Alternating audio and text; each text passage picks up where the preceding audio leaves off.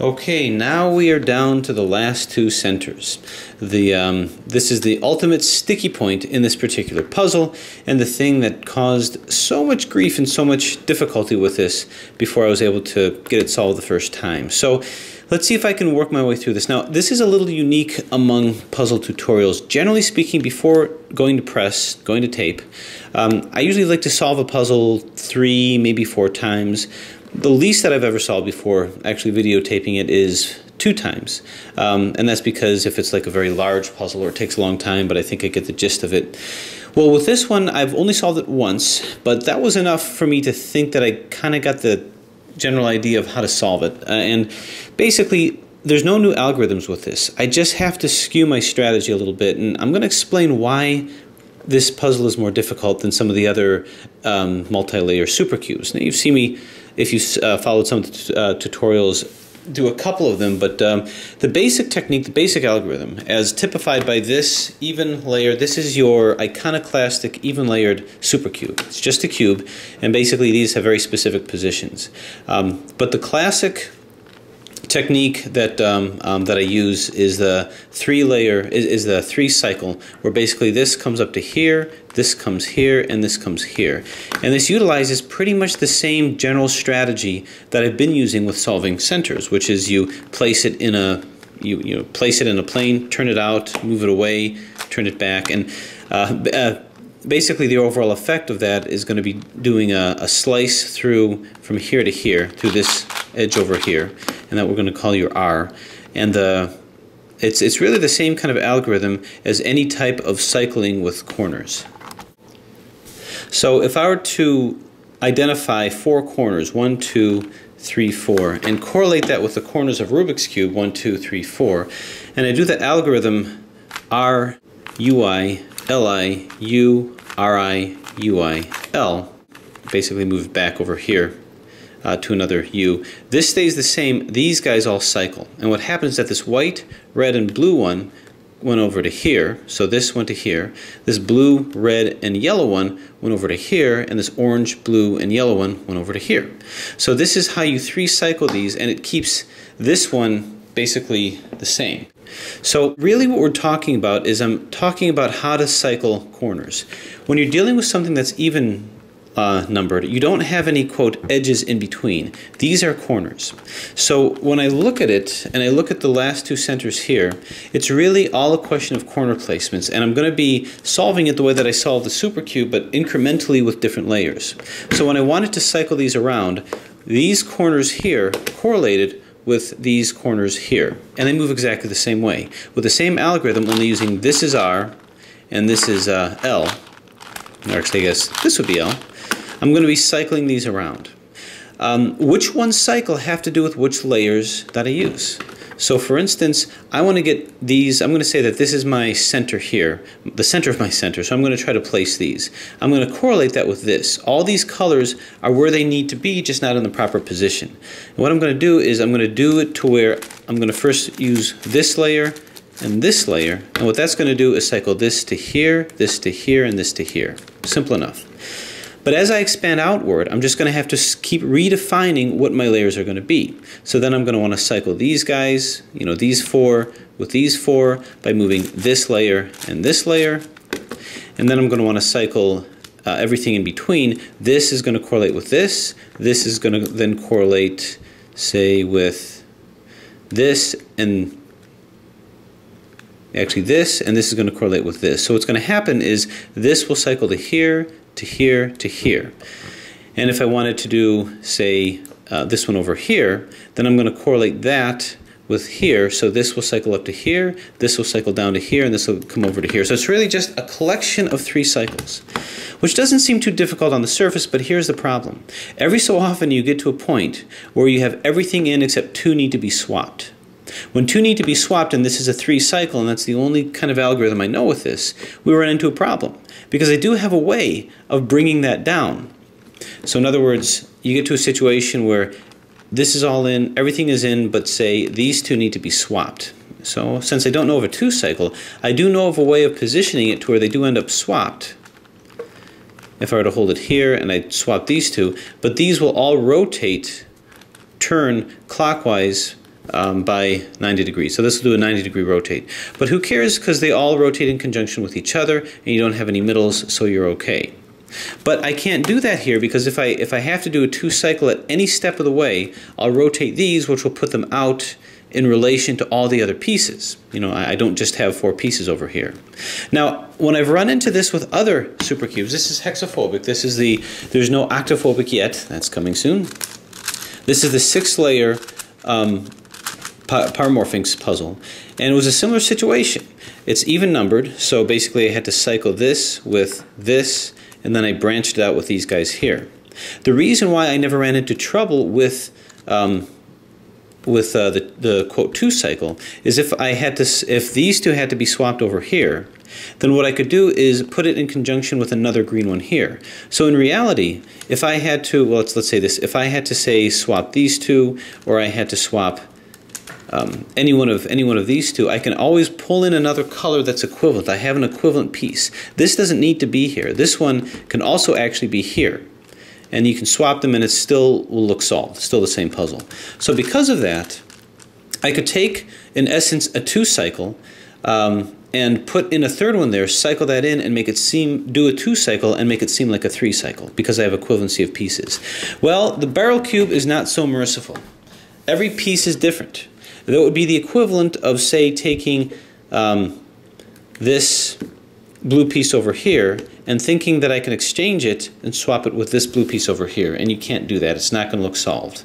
So because of that, I have to do a little bit of wheeling and dealing. So let's go through this together. This is the main challenge of the puzzle, and let's see what we have. So the first step is I'm going to go ahead and put in these two here, the middle of the centers. Now, in terms of what goes down where this is green over here, what I want to do is when I do the 3-cycle, what's on the bottom here will not be touched, and this will not be touched. So what I want to do is I want to get a 1x2 bar on both sides so I can cycle the tops over here. Now, if I'm going to put this on my upside, then whatever's on the left won't be cycled either. So just this, this, and this. So I'm going to try to put the light green. You can see the light green is here and the dark green is here. So this is already in, so I'm just going to turn this. So I'm just going to turn this down.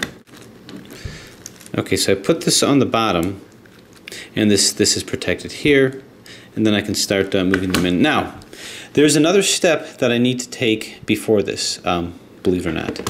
Because of the nature of this puzzle, I may find myself in a situation that I found myself many times with the even-numbered supercubes, where the centers are rotated incorrectly with each other. So in order to calibrate the last 2 centers, I have to make sure the corners make sense, because they don't just go in any old way.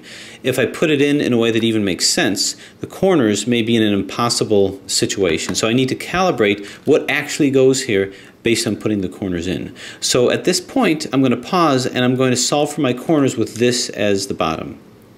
And I'll show you why I'm going to do that. So we've got the yellow one over here. I'm going to find the green one and put the little green slice over there. Is it down here somewhere? It's got to be dark green, and it's over here. So let's put the blue one. Here's the blue one here. So I'm just going to solve for the corners. Turn, turn, turn. Yellow, blue. The red is over here, but now I can move the green one into position. Here's the green one. Turn, turn, and turn. And now the red one gets moved into position. Turn, turn, and turn. All right, so this is all in. So now I'm going to decide how the top is supposed to be coordinated, how it's supposed to be organized. Let's make sure all of our centers are correct and they're correctly lined up, which they are. So this will tell me where things are supposed to be. Right now what we have is this one is out, this one is out, this one is out, and this one is out. So I'm just going to turn this around in a way where just one is in, because then I know it's correct. So this corner here, this is in, this is in, this is in, and this is in. All right, so this is actually how we want this coordinated. And I actually have to gear it to where these centers follow what the corners tell me. Now that's not going to enter too much into this side, but it will enter into this last side over here. So let's just start putting things in. This, which one belongs down here? Green, light green, yellow, blue. Here's a blue, but maybe that belongs up here, who knows. Well, I'm going to go ahead and put this, I'm going to move this up here so I can put it down where it's supposed to be. So I'm just going to turn this here and 3 cycle it to move it up to here. So we'll do that algorithm with this as our R, UI, LI, U, RI, UI, L, and finish with a U. So now this green is over here. Now I'm going to be doing that algorithm over and over and over and over again. So now I'm going to turn this back down just to orient myself and just to remind myself that this green needs to be here, right over here. So to make that happen, I'm just going to turn this in this position, do that algorithm again. This will end up down here. So turn, turn, turn. In my enthusiasm, I got to be careful. I do not want pieces popping. It slows me down. Turn, turn. And this is really just an extended version of what we've been doing all along, and this gets turned back. Okay, so now this is here in conjunction with this corner. So now I can move this down just for the sake of orientation. This is also where it needs to be because it's over here. So we're good with this. Now I want to start working on putting 2 in over on this side over here. And let's see, any of these in place. So I have to be careful that this is how it's going to be turned. This is how it's going to be oriented. I have to put the centers in. The main reason for this is I cannot swap, once I'm locked in, I cannot swap corners for corners outside of this plane, but I can swap centers. That's why I'm not using my centers to calibrate the puzzle, putting the corners in, because the corners are fixed to this plane. But the centers are not. The centers I can move, so that's why I have to use the corners to calibrate it, because it's locked in. I cannot swap these efficiently. They're the ones that are the limiting reactor, so to speak. So let's see, this purple, I want this purple to end up over here. Do I have anything down here? Yeah, this orange, I'm going to just do the algorithm once. This orange will come up here and be where it needs to be. This green will be here, but who cares? So we'll go ahead and put this in. So, forward, bang, bang, zoom, pow, splat, plump, kerplump, kerplunk, and there that is. Okay, so this orange is where it needs to be here. So now what else can be placed? Well, what's right next to the orange? Here's the purple, but I want this purple to be here if it's to be anywhere. This green is actually where it needs to be. I kind of like what, so these two are positioned appropriately. So what I could do is I could say, well, I want to put the purple one here. So I'm going to just go like this. Nothing else will be changed by this 3 cycle except this purple will be moved down. Because what this will do is when I turn it here, only this gets cycled, but these two will stay the same. So that's okay. So without any further deliberation, let's just do it. Forward, bang.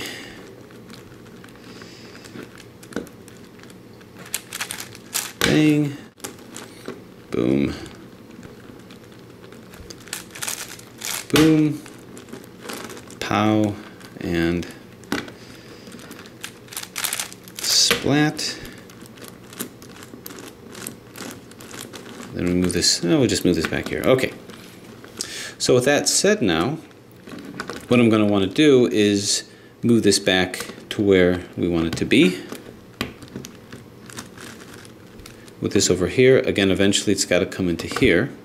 So what I'm going to do is just position it like this. Now I don't want to move these two, so I'm going to just cycle it twice. 1, 2. Now here's another observation that I'm making right off the bat, and that's this is in, and this is in. So I have these 3 where they need to be. So maybe what I should do at this point is say, well, if these three are where they need to be, and we just need to cycle this, I'm going to just invert this. Turn this upside down, and now I'm going to just start 3 cycling what needs to come into over here. So let's move this to here, which is where we wanted it to be. And now I'm going to take this purple one, so this is correct, and this is correct. I'm going to take this purple one and cycle it to here. So now I don't care if these two are correct at all. I'm just going to take this purple one and cycle it down to here. And I can do that by moving this up and moving this here. None of these will change, and this will cycle to where it needs to be over here, I believe. My whole goal is just to create one side down over here, so I'm going to do it twice. So forward, forward, back, back, bang, zoom,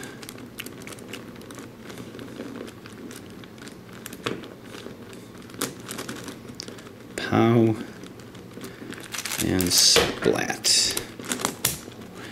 Move this here, and then we do it one more time. Forward, forward, back, back,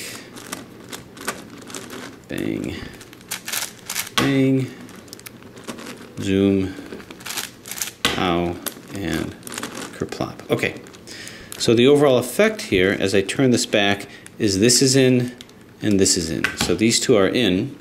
And if I coordinate these here, we can see that this is good, this is good, this is good, and we apparently have our whole side over here. Whereas these two, and this is that situation I was talking about, these two need to be flipped. Or so it would appear. But I've got these two pieces. These two pieces are not equivalent to each other, but they can sort of be used that way over here because it's unclear what's supposed to go where. But I think we can use these to 3 cycle. So here's what I meant about that process that I was talking about. I need to flip these. I need to flip these in a way to where it looks like a 2 cycle even though it's a 3 cycle. So here's what I'm going to do. I'm going to move this up here because this is going to be involved in the cycling. And if I do the algorithm twice, this will go up and down, so now this will be here. This will go here and here, so this will just return, and this will go here, this will go here and here, so then this will end up here. The end result is it will appear that these two cycled and this didn't do a thing.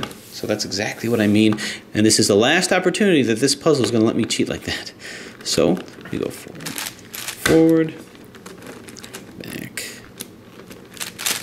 back, bang, bang, zoom, pow, and turn it here. Now as you can see, I do it one more time. This will come here, this will come here, this will come here. So forward, forward, back, back,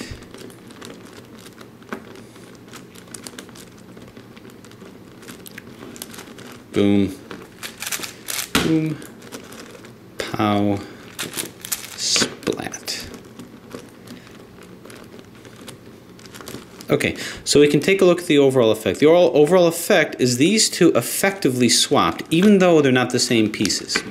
So now all of these 4 are in, and now we can position this to where these 4 are in too. So we have it. Now what I would do at this point, before moving on, is make sure we didn't mess anything up. Here, here, let's go ahead and put our corners back in. I'll just turn our blues. I just want to make sure that we didn't mess up our orientation. I think I kept it pretty consistent the whole time, but not perfect. So this is in, this is in, this is in, and this is in. So we're good. This puzzle is now fully calibrated, and it would be an incredible pain to finally put these 2 centers in, only to find that the corners don't match, and I have to do the whole thing again. Alright, so that was the last opportunity that I'm going to be afforded to do that little trick, because now none of these pieces are equivalent to each other.